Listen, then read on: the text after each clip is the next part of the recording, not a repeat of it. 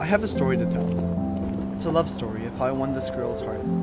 I was in grade 10 at the time and had everything going for me. I was 6 feet tall, straight A's, 15 years old with facial hair. Needless to say, I had it all. But something was missing. A girl in my life. Someone to hold. Someone to talk to. Someone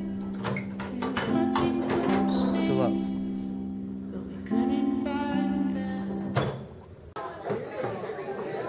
One day during study hall, I got a glimpse of a girl from across the room. She was gorgeous. Just perfect. So I pulled out my best move for this occasion. I dropped my own pencil, pretending it was hers, and asked her if she was missing one.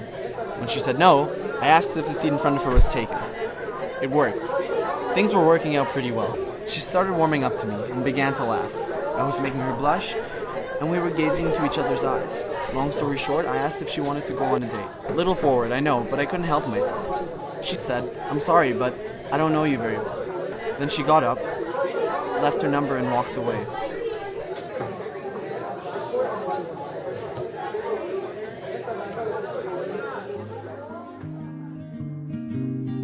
That night, I gave her a call. We shared secrets, told stories, and shared laughs. Until finally, I fell asleep to the sound of her breathing. Some could say it was a young love. I was confident that I had won her over. So I found out through our phone conversation that she lived in the same neighborhood as me.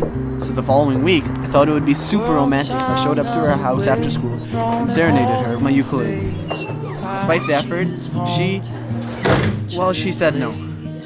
The next day I decided to write her a poem, and to make a long story short, she thought it was cheesy. For the next few days, I kept trying different things to make her say yes, but every time it ended with the same answer. No. That night, I had trouble sleeping, and when I woke up, the only thing that was on my mind was what had happened in the past few days.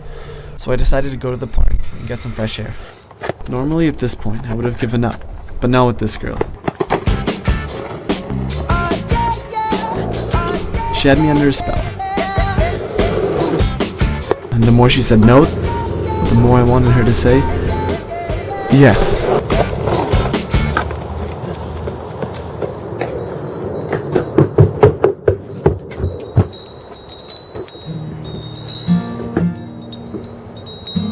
I needed a reason why, so I went back to her house for an explanation. And I kid you not, this is what she said.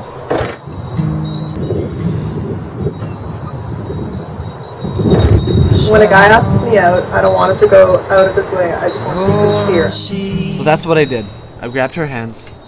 I looked her square in the eye and said, "Claire, will you do me the honor of joining me for dinner?" Well, she said yes. It was that easy. That meal was the best dinner of my life. Well, it wasn't really dinner. It was more of a late lunch, and it wasn't by the candlelight like I would have imagined. Instead, we sat by the windowsill in the school, eating week-old cat food. But she still loved every minute of it. I couldn't get her out of my head. I would fall asleep to the thought of her big brown eyes, and I woke up to the warmth of her tender smile. I fell for this girl, and I fell hard. Lucky for me, she felt the same way. We had it made. If I go, I'm gonna change. 2 years went by, and we were still together. Graduation was fast approaching, and we thought that we were going to have to go our separate ways. Well, we didn't. We both got offered a scholarship to Western University. Mine for business, hers for nursing. And needless to say, we both accepted. This is where my story ends. We go on to live a happy, long life together.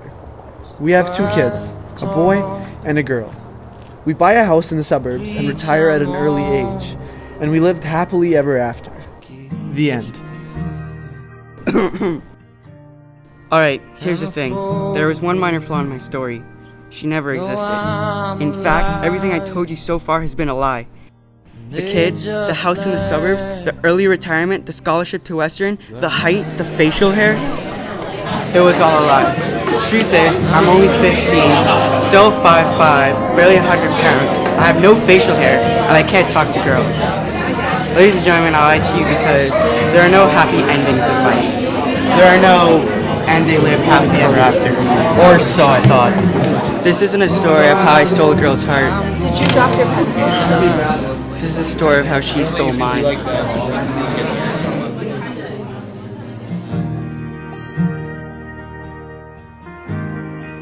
Life doesn't always work out the way you want it to in your head.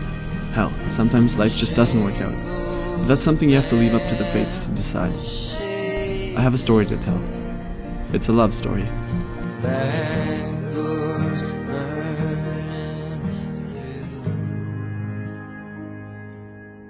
So how she's quite the keeper.